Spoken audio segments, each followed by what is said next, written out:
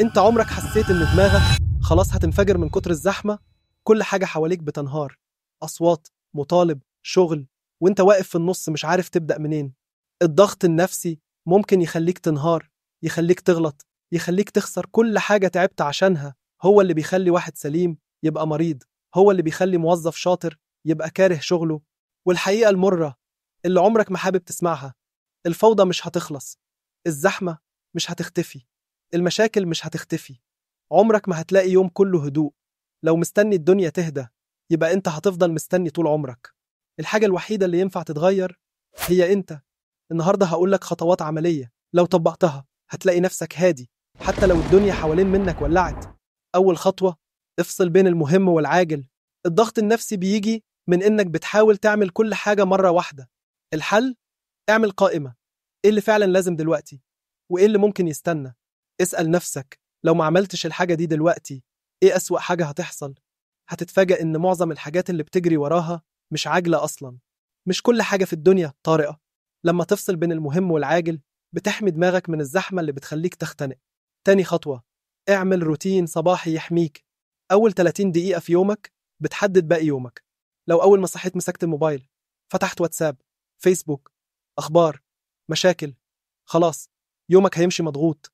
لكن لو بدأت صح: كوب مية، شوية حركة بسيطة، 5 دقايق كتابة لأي فكرة أو شعور، بتكون حطيت جدار يحميك من الضغوط. الروتين الصغير ده بيقول لعقلك: أنا المتحكم مش الظروف.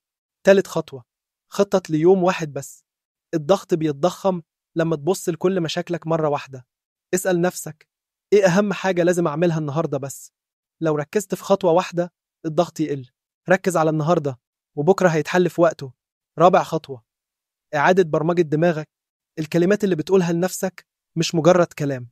لما تقول أنا غرقان في الضغط عقلك بيصدق ويديك إحساس بالغرق.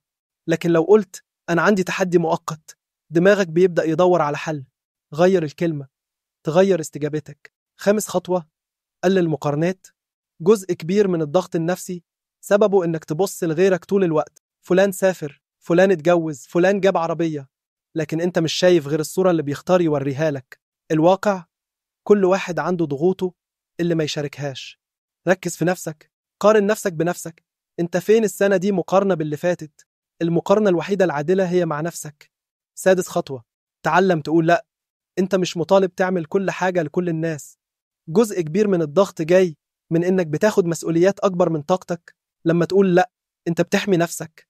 لأ مش ضعف، لأ احيانا انقاذ. اعرف حدودك وما تسيبش حد يستغلك. سابع خطوة: العلاقات الصحية. الناس اللي حواليك يا إما بيزودوا ضغطك يا إما بيخففوه. لو حواليك شخص سام طول الوقت بيلوم، بينتقد، بيشتكي، الضغط بيتضاعف. ولو حواليك شخص بيدعمك، يسمعك، يشجعك، بتحس إنك أقوى. راجع دايرة علاقاتك وفلترها.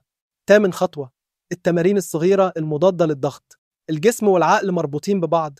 لما جسمك مشدود دماغك بيتشنج.